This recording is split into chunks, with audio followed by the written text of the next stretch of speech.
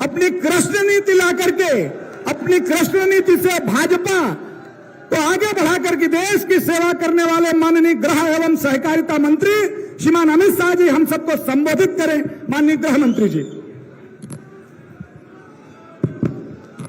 मेरे साथ बोलिए, भारत माता की।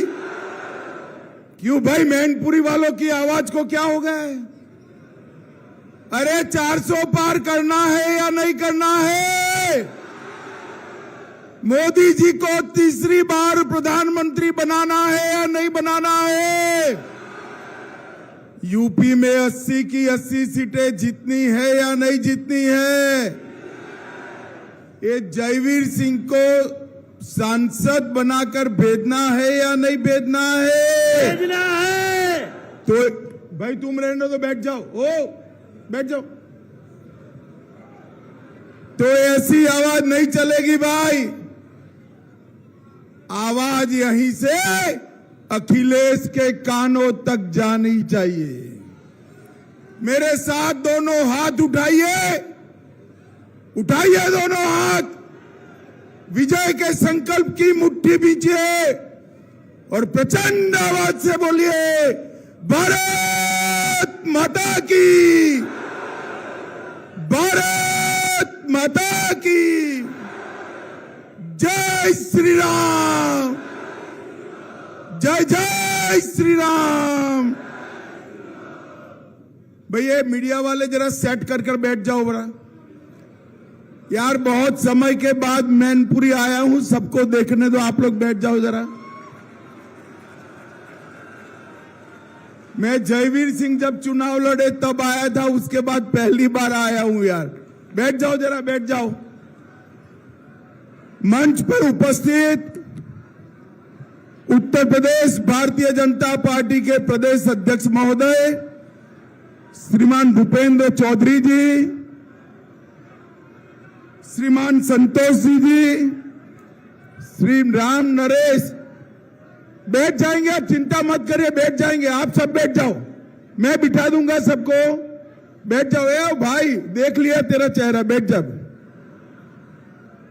राम नरेश अग्निहोत्री जी, राहुल चतुर्वेदी जी, अनिल चौधरी जी, नागेंद्र सिकरवार जी, श्रीमान प्रेम सिंह साक्य जी, आलोक गुप्त जी, चेतन स्वरूप जी, गोविंद भदौरिया जी, अनुजेश प्रताप यादव जी, अशोक सिंह चौहान जी, और आज मैनपुरी की धरती पर आए हुए प्यारे भाइयों बहनों माताओं और मेरे जिगर के टुकड़े जैसे युवा मित्रों, आप सभी को नमस्कार।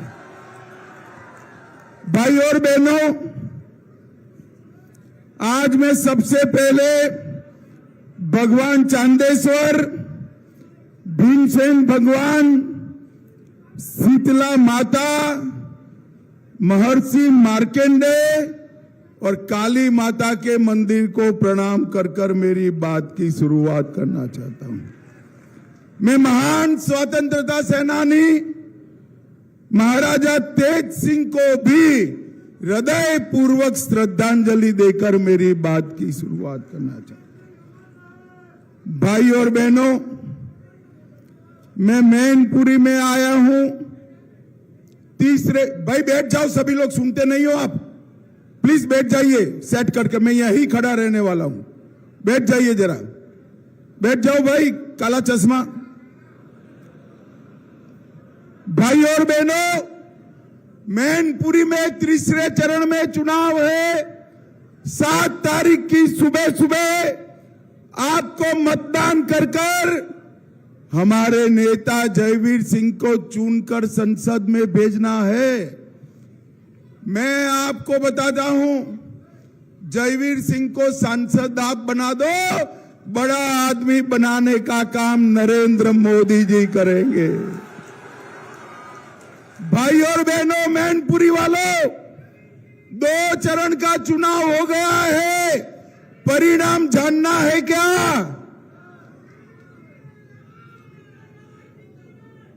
भाई और बहनों, 2 चरण का चुनाव हो चुका है।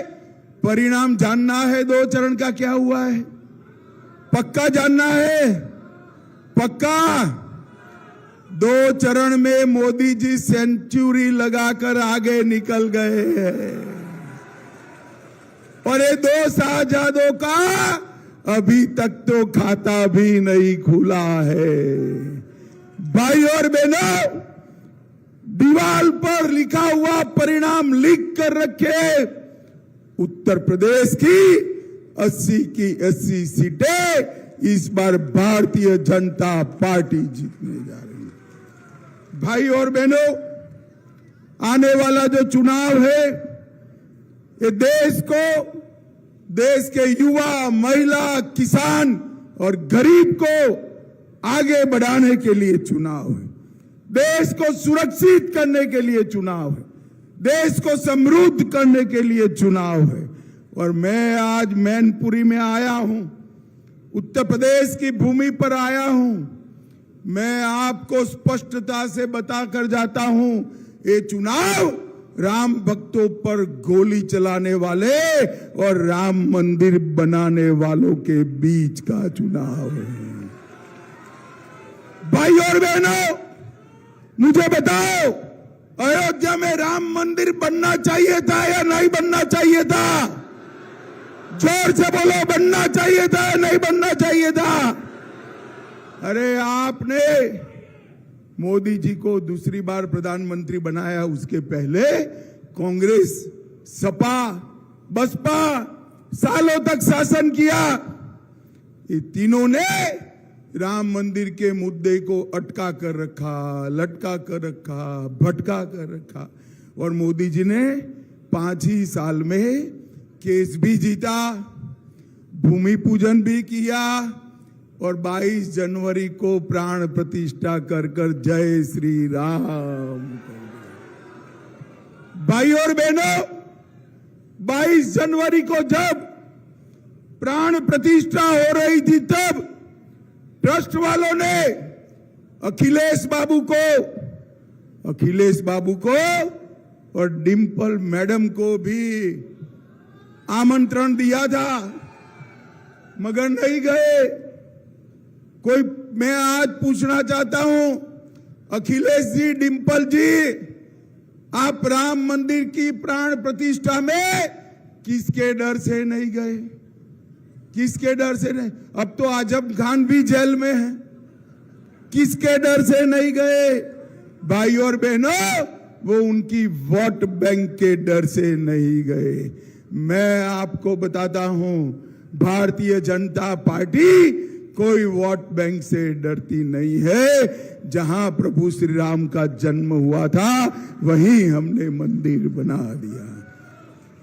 मैनपुरी वालों, मुझे बताओ, ये कश्मीर जो है भारत का है या नहीं है? ऐसे नहीं भाई, अंत तक बताओ, कश्मीर जो है भारत का है या नहीं है? धारा 370 जानी चाहिए थी या नहीं जानी चाहिए थी? 70 साल तक ये कांग्रेस पार्टी धारा 370 को अपने अनोरस बच्चे की तरह संभाल कर बैठी।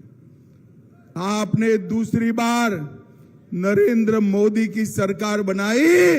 मोदी जी ने 5 अगस्त 2019 को धारा 370 को समाप्त कर दी। भाई और बहनों, मैं जब धारा 370 का बिल समाप्त करने का बिल लेकर खड़ा हुआ, ये राहुल बाबा जानते हो ना? जानते हो या नहीं जानते हो? ये अखिलेश जी के खास दोस्त है राहुल बाबा, जानते हो ना? वो खड़े हो गए और उन्होंने कहा धारा 370 मत हटाओ। मैंने पूछा क्यों ना हटाए भाई? तो उन्होंने कहा कश्मीर में खून की नदियां बह जाएगी।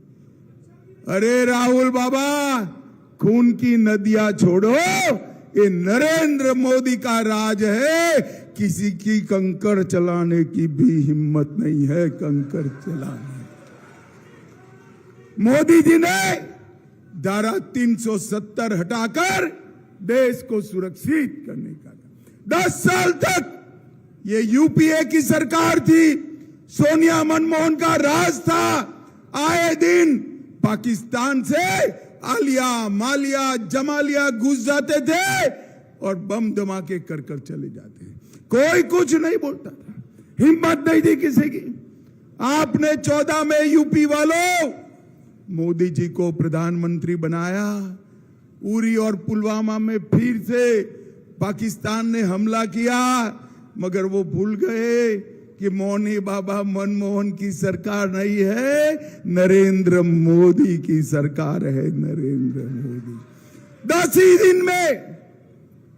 ही दिन में मोदी जी ने सर्जिकल स्ट्राइक और एयर स्ट्राइक कर पाकिस्तान के घर में घुसकर आतंकवादियों का सफाया कर दिया। मित्रों, सफाया। मोदी जी ने देश को सुरक्षित किया है, मोदी जी ने देश को समृद्ध किया है।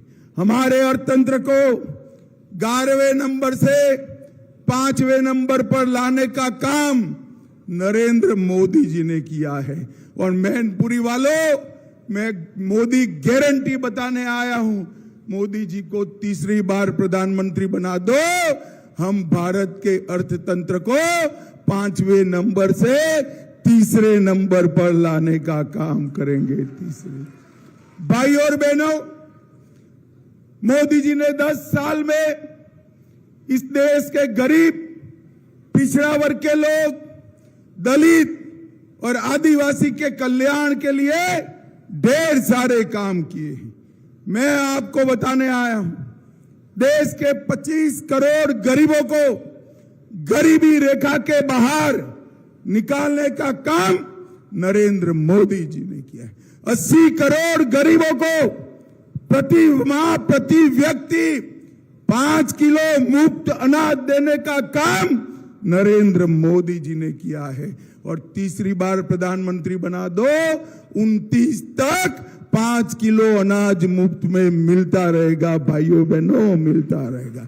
12 करोड़ से ज्यादा शौचालय बनाए, 4 करोड़ से ज्यादा लोगों को घर दिया।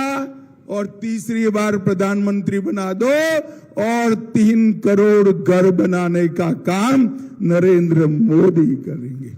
10 करोड़ लोगों को उज्ज्वला का गैस दिया, 14 करोड़ लोगों को नल से जल दिया। और मैनपुरी वालों, बताओ भाई, कोरोना का दोनों टीका लगा है या नहीं लगा है? हाथ ऊपर कर बताओ, लगा है या नहीं लगा है? किसी को 4 आना भी खर्चा हुआ है क्या? हुआ है? ऊपर से चाय पिलाकर मोदी जी ने टीका लगाया ना भाई।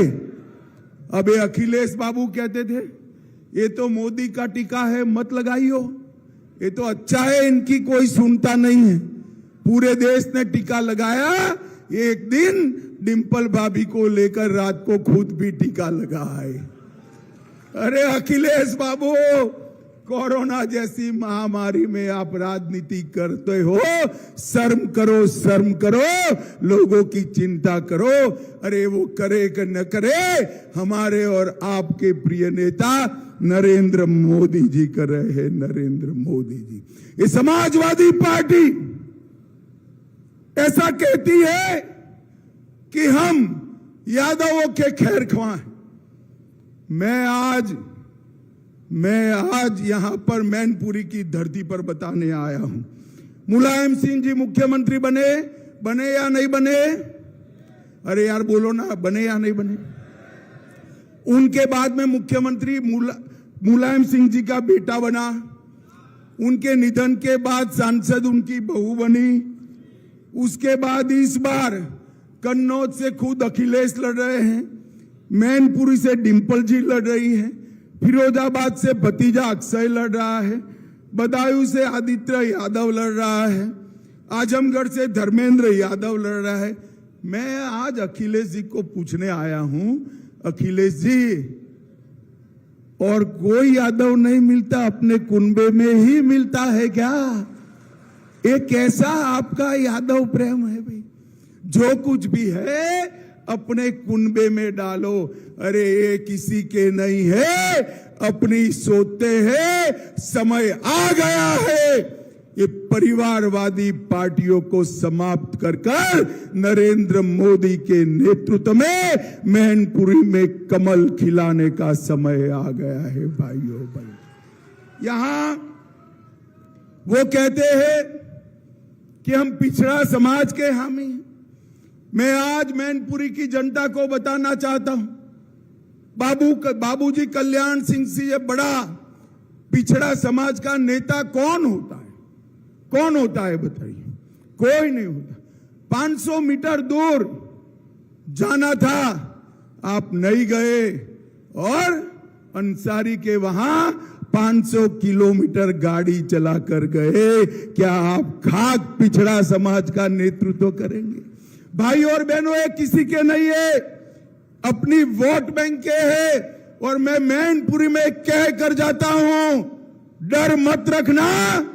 कोई अगर छेड़खानी करेगा तो चुनाव आयोग उसको उल्टा लटका कर सीधा कर देगा। चिंता करने की जरूरत। इन लोगों को आदत पड़ी है सपा के गुंडों से बूथ लुटवाने की, मगर इस बार हमने जयवीर सिंह को लड़ाया है। संजीदगी के साथ भारतीय जनता पार्टी को जिताना है। भाई और बहनों, इनके शासन में समग्र यूपी में गुंडों का राज था। समग्र यूपी में गरीबों की जमीन कब्जाते थे, कट्टे लेकर गोलियां चलाते थे। मोदी जी प्रधानमंत्री बने, थोड़ा कम हुआ।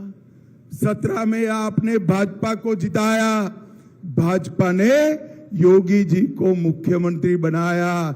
उसके बाद यूपी से गुंडे पलायन कर रहे हैं। भाई और बहनों, योगी जी ने उत्तर प्रदेश की कानून और व्यवस्था को समग्र देश में सबसे अच्छा करने का काम योगी आदित्यनाथ जी ने किया है। भाई और बहनों, पहले यहां कट्टे बनाने का उद्योग चलता था, अब डिफेंस कॉरिडोर चल रहा है। पहले वाहन चोरी करने का काम चल रहा था, अब वाहन बनाने का काम चल रहा है। पहले चेन स्नेचिंग करने का काम चलता था, अब यहां पर मेडिकल डिवाइस बनने के कारखाने लगे हैं। उत्तर प्रदेश को मोदी जी ने बदलने का काम किया है। अखिलेश जी, मैं आपको कह रहा हूं कि इस बार पश्चिम से एक हवा चली है, वो भारतीय जनता पार्टी की चली है। पश्चिम से चली हुई हवा वाया मैनपुरी आजमगढ़ तक सब जगह समाजवादी पार्टी और कांग्रेस का सुपड़ा साफ कर देगी। भाई और बहनों, मैनपुरी में जसवंत नगर, इटावा व सिकोहाबाद का राष्ट्रीय राजमार्ग चौड़ा करने का काम मोदी जी ने किया। औरैया इटावा राजमार्ग का चौड़ीकरण करा, अमुना एक्सप्रेसवे के अंडरपास और संपर्क मार्ग के निर्माण किए। तीर्थ पर्यटन को बढ़ावा देने के लिए मयन ऋषि के आश्रम और कुंड का जीर्णोद्धार करा। समान पक्षी विहार का विस्तार किया। 180 करोड़ से पर्यटन विभाग ने 180 करोड़ से अलग अलग योजनाएं दी। ग्रामीण आवास 24,000 आवास बनाए। 5 लाख लोगों को आयुष्मान भारत योजना का फायदा दिया। 72 लाख लोगों को यूपी में गैस का कनेक्शन दिया। 32 लाख सिर्फ मैनपुरी में गरीब कल्याण अन्न योजना करी। जल जीवन मिशन से उत्तर प्रदेश में लाखों लोगों के घर में पानी पहुंचाया।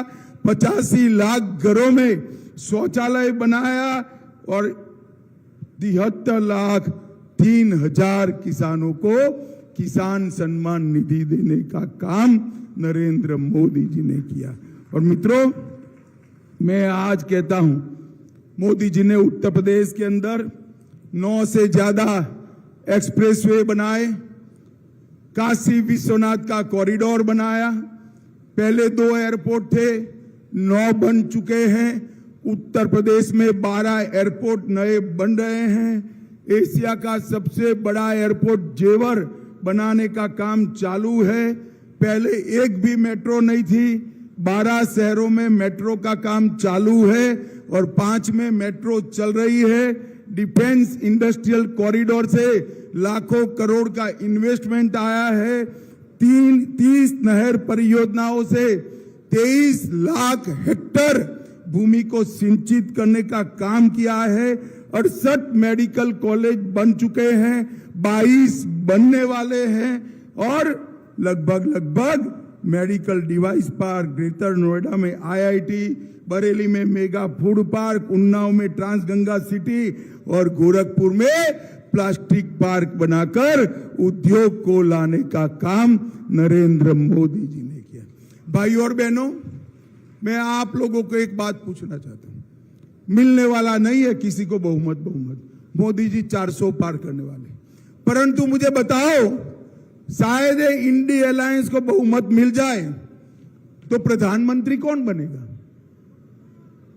कौन बनेगा भाई? ये देश को कौन चलाएगा? ये देश को सुरक्षित कौन करेगा? अर्थतंत्र को आगे कौन बढ़ाएगा? क्या ममता जी? क्या शरद पवार जी? क्या फेल हो गए यूपी में ऐसे अखिलेश जी या राहुल बाबा? कोई चला सकता है? अरे एक साल चलाए तो भी नहीं चला सकता है। देश कौन चला सकता है? जोर से बोलो, देश कौन चला सकता है? देश कौन चला सकता है? सच बात है मैनपुरी वालों, देश केवल और केवल नरेंद्र मोदी चला सकते हैं भाइयों, नरेंद्र मोदी चला सकते हैं। और मोदी जी ने 10 साल में कर दिखाया है। ये परिवारवादियों का स्वार्थी गठबंधन, ये भ्रष्टाचारियों का भ्रष्ट गठबंधन देश को सुरक्षित नहीं रख सकता, देश को समृद्ध नहीं कर रख सकता, देश को विकसित नहीं रख सकता, देश के पिछड़े दलित आदिवासियों को आगे नहीं बढ़ा सकता। केवल और केवल मोदी जी ही बचा सकते हैं। भाई और बहनों, मेरे अभी 2 कार्यक्रम और हैं। बहुत समय के बाद मैनपुरी आया हूं, मगर आज एक वादा लेकर जाऊंगा। 80 की 80 करनी है। जयवीर सिंह को जिताओगे क्या? मैं फिर से कहता हूं, जयवीर सिंह को सांसद बना दो, बड़ा आदमी बनाने का काम हम करेंगे। जयवीर सिंह को जिताएंगे, कमल के निशान पर बटन दबाएंगे, मोदी जी को तीसरी बार प्रधानमंत्री बनाएंगे, यूपी में 80 की 80 सीटें जीतेंगे। तो मेरे साथ दोनों हाथ उठाइए सभी दोनों हाथ, विजय के संकल्प की मुट्ठी बींचे और प्रचंड आवाज से बोलिए, भारत माता की जय श्री राम, जय जय श्री राम। मैनपुरी वालों का बहुत बहुत धन्यवाद। बहुत बहुत धन्यवाद माननीय गृह एवं सहकारिता मंत्री जी, प्रत्याशी जयवीर सिंह जी और माननीय प्रदेश अध्यक्ष जी से निवेदन है, हमारे माननीय प्रत्याशी जयवीर सिंह जी माननीय गृह मंत्री जी को प्रतीक चिन्ह भेंट कर रहे हैं।